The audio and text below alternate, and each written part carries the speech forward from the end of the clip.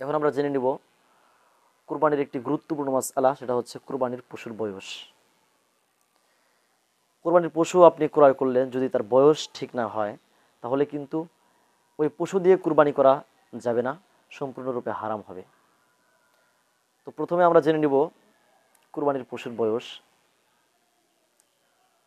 উট এবং উটনি এদের বয়স কমপক্ষে 5 বছর হতে হবে। আপনারা প্রত্যেকেই খেয়াল রাখবেন, যেহেতু আমাদের বাংলাদেশে উট এবং উটনি কুরবানি হয় খুব কম, হয় না ধরতে গেলে।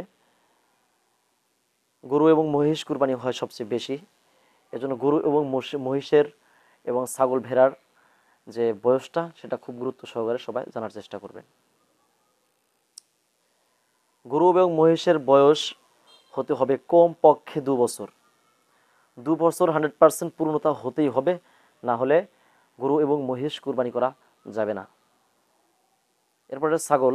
ছাগলের কুরবানি করার জন্য পূর্ণ 1 বছর হতেই হবে। 1 বছরের নিচে যদি ছাগলের বয়স হয় তাহলে ওই ছাগল দ্বারা কুরবানি করা যাবে না।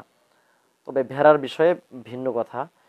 ভেড়ার বয়স যদিও হয় 6 মাস, যদি দেখা যায় পূর্ণ 1 বছর বয়সী ভেড়াদের সাথে তার সাথে সাদৃশ্য, তার চেহারা স্রোত সব দিকে 1 বছরই ভেড়ার মতো, তাহলে তার বয়স যদি 6 মাস হয় কিংবা তার চেয়ে বেশিও হয়, তাকে কুরবানি দেওয়া যাবে ইনশাআল্লাহ। এ দেশবাসী মুমিন মুসলমান ভাই বোনেরা, এরকম আরও নিত্য নতুন ভিডিও পাওয়ার জন্য আমাদের সাথেই থাকুন। আর ইতিপূর্বে আমরা একটি প্লে লিস্ট তৈরি করেছি কুরবানির বিভিন্ন মাসলা মাসাইল নিয়ে। প্লে লিস্টটা আপনারা সবাই ঘুরে আসবেন, আশা করি আপনাদের সবার ভালো লাগবে।